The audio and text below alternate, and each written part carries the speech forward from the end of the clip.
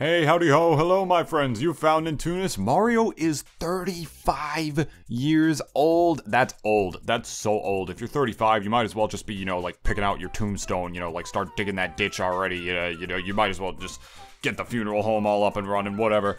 I am hype for a lot of the things that we saw in this Direct, which I actually didn't even see live. I was out at work. I was driving around in a car. In a motor vehicle. I just went on Twitter one day, and I like on the day that it happened, and I just saw that, that the 3D All-Stars collection was out, and I was like,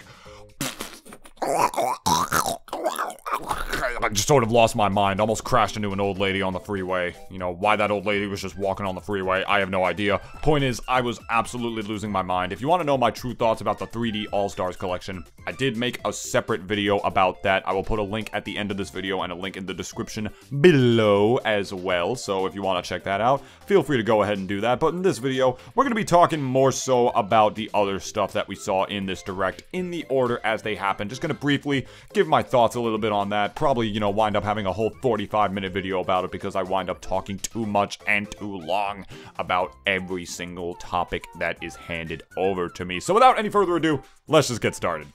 First things first, Nintendo announced a Mario Game & Watch edition that they are rolling out in November as a limited run, limited edition item.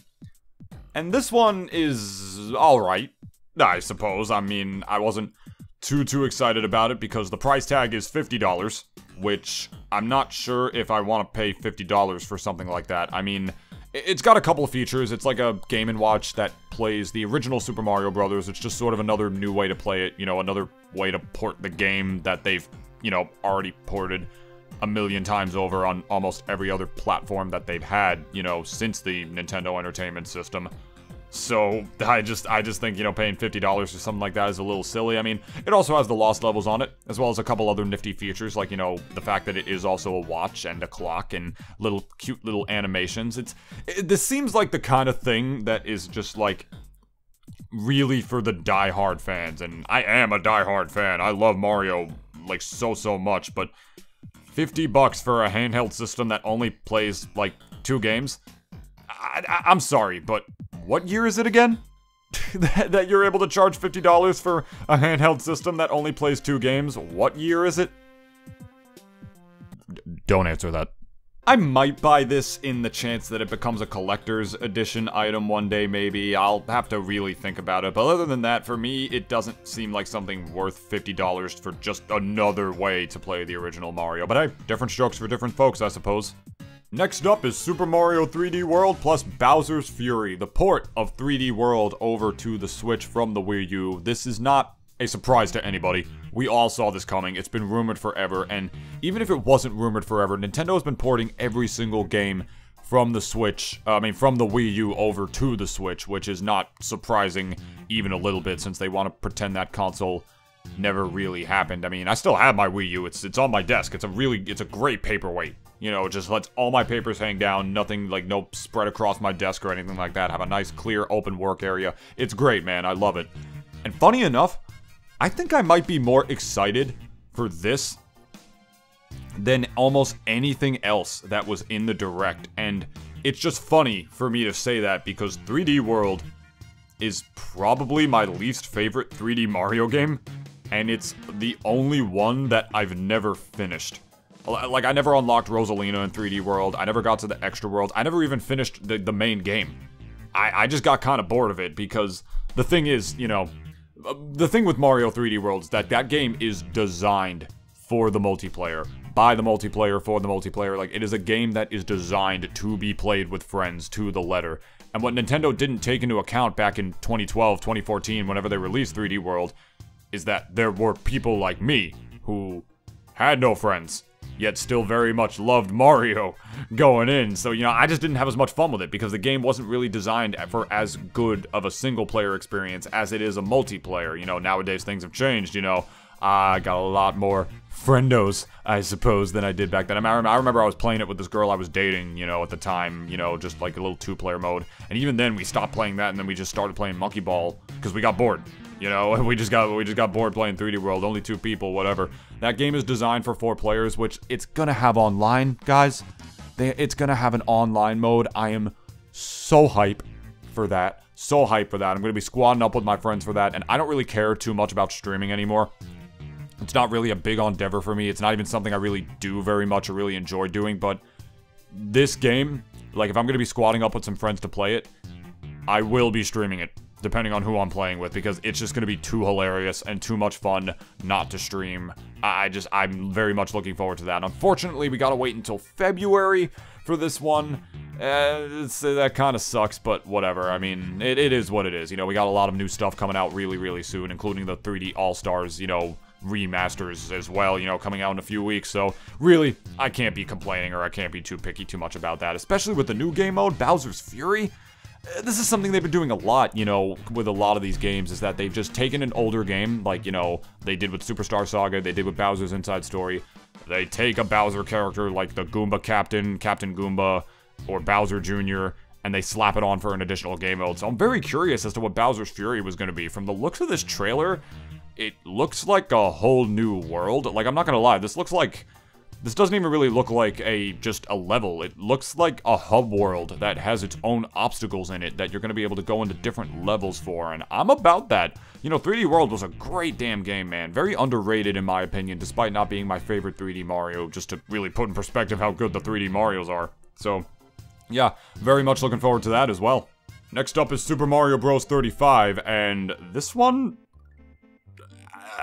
I'm gonna be honest, I'm pretty sure this exact thing was literally a fan-made game that existed online somewhere that Nintendo took down once. Hush, hush, you didn't hear that from me.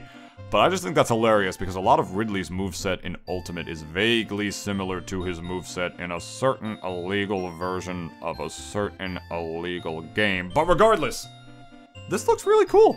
This looks like a fun little, you know, side game to play in your downtime when you're like, maybe I'm rendering videos, or I'm in between, you know, my writing projects or whatnot, or, you know, even if I'm just bored somewhere and I have my Switch on me, a quick thing to do if I'm able to get a good, like, online internet connection, whatever. What this is, in case you're not aware of this, is that it's sort of a Super Mario Brothers Battle Royale, like, sort of like Tetris 99, except instead of Tetris, it's Super Mario Brothers. You know, you beat a level faster than the other people, you get more points, you know, you use more items, you get points, you know, you get more coins than them, you get points, blah blah blah. With you and 34 other players, hence Super Mario 35 for their anniversary. Unfortunately, in the theme of the Mario 35th anniversary, the crappy theme, they did announce that this was going to be a limited run as well. Rather, they're not just selling this for a limited amount of time, they are running it for a limited amount of time. Like, yeah, like as soon as like, you know, their end date for this game comes around, like, you're not even going to be able to play it anymore. Like, they're just going to shut it down after a certain amount of time. This is just like something to really celebrate Mario's 35th anniversary to them, and then just never use again, which, whatever, I think that's dumb. I think that's some weird, shoddy business practice, but, you know, Nintendo is very much about presentation. That is a huge, huge thing for them. So, I kinda understand where they're coming from. That doesn't mean they're free of criticism. I think that's kind of silly. I mean, my whole other video has a lot to do about how, you know, you should be free to criticize Nintendo, despite how amazing they've been to us and vice versa, but, you know, regardless, Super Mario 35 looks like a fun thing. Probably play it once or twice and then never play it again, if I'm being completely honest. I mean, I'm just gonna be realistic with you guys here. I've been called based before, and I don't plan on stopping that now. Just plan on keeping that going, so, moving on. Next up was something I wasn't necessarily expecting too much. This is Mario Kart Live Home Circuit, which, what this is that it's a Mario toy that you order. It's like a little Mario Kart toy that has a little camera on it that you hook up to your Switch, and you put a bunch of little racing peripherals around your house and whatnot, and as a result, what happens is that you can turn your home basically into like an actual fully functional Mario Kart course. It functions as sort of like a remote control car, but the remote control car also displays on your screen. And you can play, you know, just like a normal game of Mario Kart, but with like items and other racers and everything, except the course, the racetrack is your house, what you've gone through, which, this is pretty cool. This is like a pretty nifty thing. I mean, to be honest though, I feel like it's kind of one of those things that is gonna have its charm wear off, you know, a little bit, and I maybe not its charm wear off. I feel like this is the kind of item that really is gonna have a very certain specific demographic to it. Like, during the COVID times, during quarantine, this could not have came out at a better time. This is like the perfect activity for parents to reward their kids for doing their homework with, or distract their kids when they need to like be alone for a little while or something like that. This is a very good at-home family activity that families are going to be able to do together, and I'm all about it, man. Like, this is the kind of thing that I would have loved if I was a child, if my parents had gotten that for me. Such a fun thing to do with them, and I might still be able to do it with them, but I mean, the thing is, you know, I'm not as interested in it as a grown man. Not that I don't have to be, not that that's a bad thing, and the only real reason for that is because of that price tag. It's $100 for everything that comes with it, and for something that I know I'm gonna probably use only a few times and then never use again, $100 is a lot of money, my friends, so I don't know if I'm necessarily gonna do that, but regardless, more than anything else, what this struck me as when I saw Mario Kart Live Home Circuit is this, to me, says that Nintendo doesn't really know how to release a new Mario Kart game. Let me explain. Every Mario Kart game has one or a few new features that are added to it. Super Mario Kart was the original, 64 was the first 3D one, Super Circuit was the first handheld one, Double Dash had 2 racers on the same kart, which was pretty cool. DS was the first one to ever have Wi-Fi and an online mode. Mario Kart Wii, you were able to do tricks and whatnot. It was the first game that added bikes, which added a whole new way to be able to control your character and your kart and your races. 7 introduced underwater segments as well as gliding, and then 8 introduced the beautiful HD visuals as well as anti-gravity courses and different perspectives and whatnot. To me, and this is coming from my own personal experiences here, this is a fun Nintoonist fact. I used to work for Nintendo. I'm not kidding, I used to literally work for Nintendo as a brand ambassador, as part of their holiday brand ambassador program, this new program that they rolled out last year. And it was great, man. I loved that job. I loved getting to go to stores, interact with families about the Switch, getting to demo Switches with them, tell them all about what games would be best for them, what games they would like, and just nerd out about Nintendo. Seeing the kids be so happy playing Nintendo games, it was a beautiful thing, man. But the thing that I learned, or one of the many things that I learned on that job, is besides Nintendo, you know, being, you know, having presentation be very important to them, is that the casual market really is their biggest demographic. I saw it firsthand. The casual gamers are the ones we sell the most Switches to. It was the one that I sold the most Switches to and helped make, you know, the Black Friday item of the year that year on Black Friday. Trust me, it's huge. And to them, they are not going to purchase a new Mario Kart game on the Switch since there is already a Mario Kart game on the Switch. Like, the thing with Mario Kart 8, of course, Mario Kart 8 Deluxe on the Switch, is that it's a port. So, technically, the Switch does not have its own, you know, unique Mario Kart game. Just like the Wii U does not have its own original Zelda title.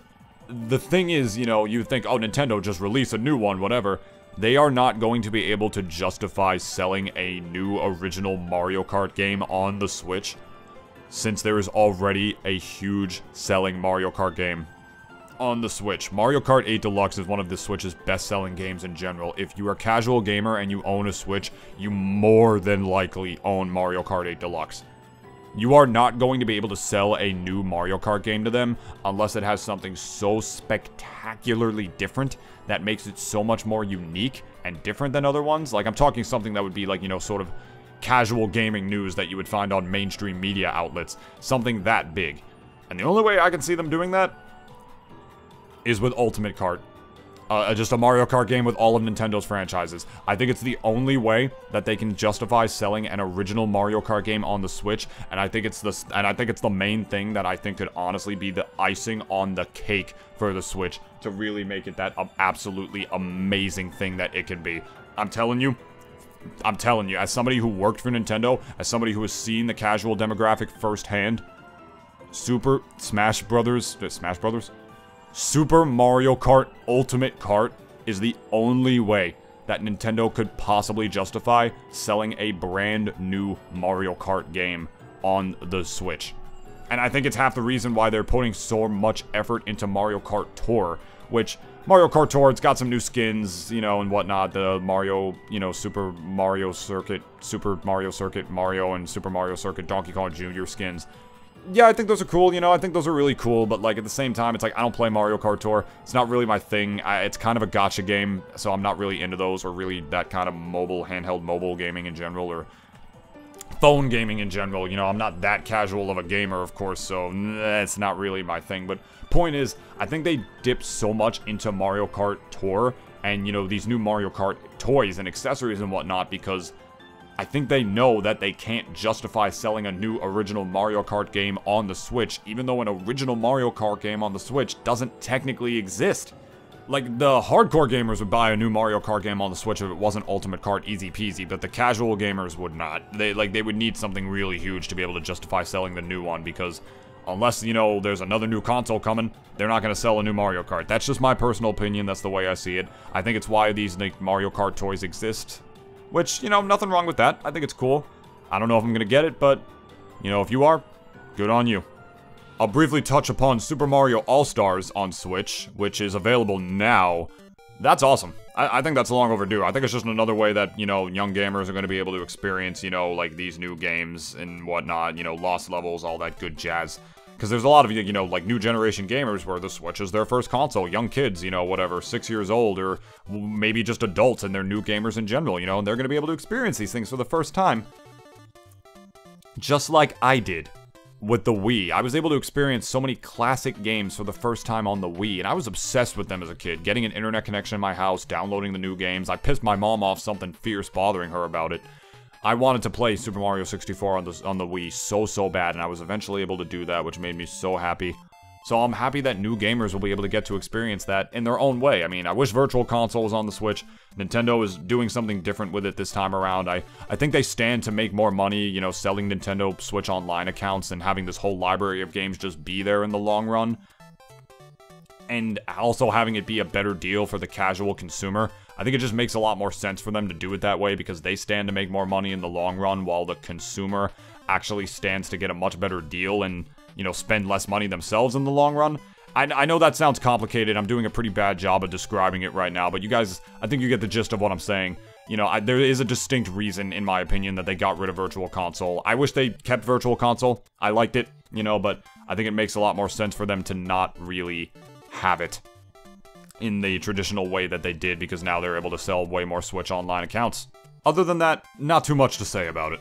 They also announced a lot of new accessories and whatnot, like those pins that have that limited run. Those look sick. I gotta find out how to get my hands on those. I really want those. Those Puma shoes look really cool as well. I'm not gonna lie, I definitely can see myself geeking out in those. The Splatfest stuff and Splatfest shirts with the supersized Super Mushroom and Invincibility Superstar. Those look cool as well. There's a lot of, like, new casual stuff, like crossovers with Animal Crossing, all these different peripherals and whatnot.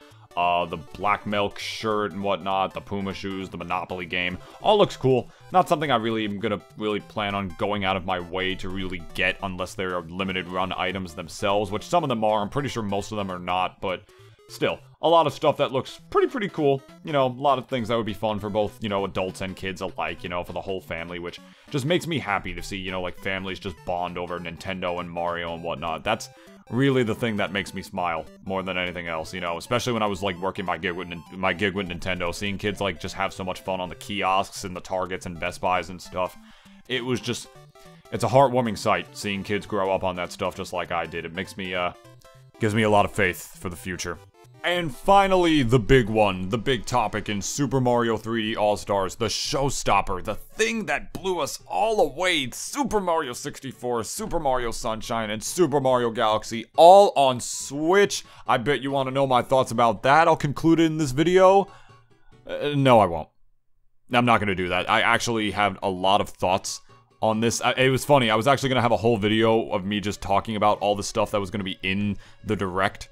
And I was going to start with 3D All-Stars, but then I wound up talking about 3D All-Stars alone for a long time, like 20 minutes or something, and it was just too much. It would have made this video way too long, so I'm going to condense that as much as I can and put that in its own video. There'll be a link to that at the end of this video and also in the description below as well if you want to check that out. My TLDR on it, though, is that I think it looks amazing. I'm glad there are remasters on the Switch that, you know, new generations of people are going to be able to play, that we'll be able to play them portably, have them all be on the same console.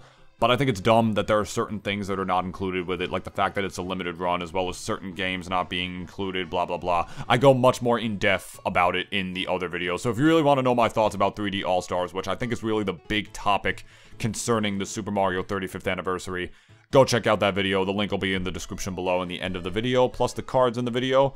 All that good stuff. But yeah, guys, just that's pretty much going to do it here. Just a little video talking about all things Mario. I feel like I had to make a video talking about this stuff. I love Mario. He's like, you know, he taught me what the human imagination was capable of and taught me that I was a creative, so I had to make a video on this. It just means a lot to me, you know. I felt like a kid on Christmas morning on, you know, my lunch break at the end of my day when I got to, you know, see the direct and everything. I mean, it wasn't my lunch break, it was the, you know, just the food I had at the end of my day, but you get what I'm trying to, you get what I mean. It was amazing, man, and I hope you guys enjoyed hearing my thoughts about it.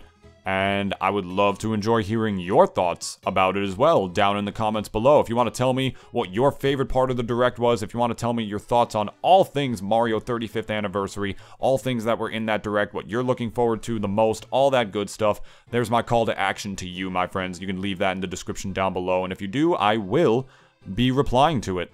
I love to interact with you guys, and I would love to hear your thoughts, so feel free to leave those down in the comments below. If you enjoyed this video and you want to support my channel, go ahead and give it a like. That helps me out a lot more than you would think, and it's the freest and easiest way to help support my channel, except for the freer and easier way in subscribing. If you really want my channel to grow, if you like my content, I've had a lot of people tell me I should have more subscribers. Well, that power changes with you. So go ahead and subscribe, tell your friends to subscribe as well, share the video around, all that good stuff if you enjoyed. And that is pretty much going to do it, my friends. Reminder to watch my other video that I have on Super Mario 3D All-Stars in the description below and also on the top comment. And that is pretty much going to do it, my friends. Thank you all so much for the continued support. Happy gaming, and I will see you very soon for the next video. I love you guys. Peace out.